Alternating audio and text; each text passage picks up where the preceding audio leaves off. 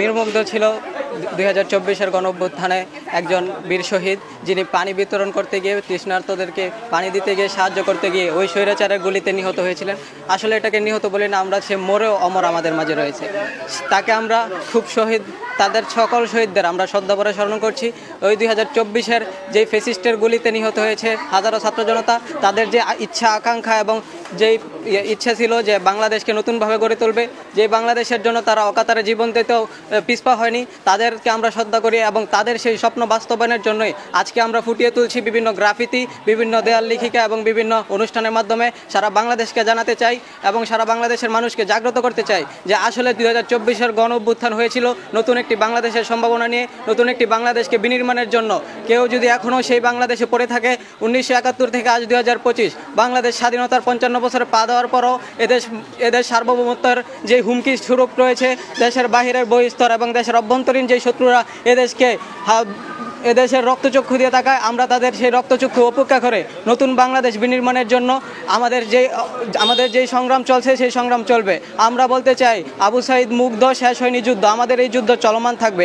আমাদের এই যুদ্ধকে আমরা নতুন বাংলাদেশ বিনির্মাণের জন্য, আমরা সেই লক্ষ্যে কাঙ্ক্ষিত অর্জনের জন্য আমরা সেই গ্রাফিতি অঙ্কন এবং বিভিন্ন অনুষ্ঠান সামাজিকতা সেই সরকার সেই রকম পরিকল্পনা বাস্তবায়ন করছে এবং ব্যবস্থা গ্রহণ করছে।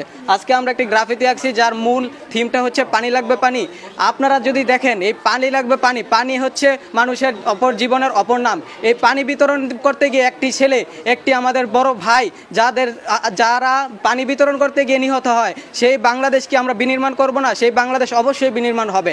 কেউ যদি মনে করে যে না বাংলাদেশ নতুনভাবে বিনির্মাণ হবে না, তাহলে সে ভুলের স্বর্গে বাস করছে। তাদেরকে আমরা বলতে চাই যে এই পানি লাগবে পানি এবং আবু সাঈদদের, ওয়াসিমদের যেই আত্মত্যাগ, সেই আত্মত্যাগকে আমরা সামনে রেখেই নতুন বাংলাদেশ গড়ব। এখানে আমরা আরেকটি গ্রাফিতি অঙ্কন করেছি, একটি মেয়ের চোখ বাঁধা। আমরা বলতে চাই চোখ বাঁধিবি, হাত বাঁধিবি, কান বাঁধিবি, দেহ বাঁধিবি, মন বাঁধিবি কেমনে, বিপ্লব বাঁধিবি কেমনে? এই যারা এই বিপ্লবকে ঠেকাতে চায় 1971ও পারেনি, 2024ও পারেনি। গুম, খুন, হত্যা, নারকীয় অত্যাচার, নিপীড়ন, নির্যাতনের মধ্যেও এদেশের বিপ্লবী মানুষ, এদেশের জনতা, সাধারণ ছাত্রছাত্রী মিলে আবার নতুন বাংলাদেশ গড়ার জন্য নিজেদের জীবন দিয়েছে, নিজেদেরকে শহীদ করার জন্য রাস্তায় নেমে এসেছে। আবারও যদি রাস্তায় নামতে হয় এদেশের মানুষ আবারও রাস্তায় নামবে, এদেশের মানুষ আবারও জীবন দিবে, কিন্তু নতুন বাংলাদেশ গড়বে। যেই বাংলাদেশের জন্য 1971 সালে লক্ষ লক্ষ মানুষ শহীদ হয়েছে, যেই বাংলাদেশ গড়ার জন্য 2024-এ ছাত্র জনতার অভ্যুত্থানে হাজার হাজার শিক্ষার্থী, জনমানুষ, রিক্সা চালক থেকে শুরু করে একটি কর্মচারী দোকানের আমার ছোট ভাই ব্রাদার যারা ছাদে খালতে গিয়েও নিহত হয়েছে, আমাদের নারায়ণগঞ্জের রিয়াগোপ, তাদেরকে আমরা স্মরণ করছি। তাদের সেই বাংলাদেশ বিনির্মাণ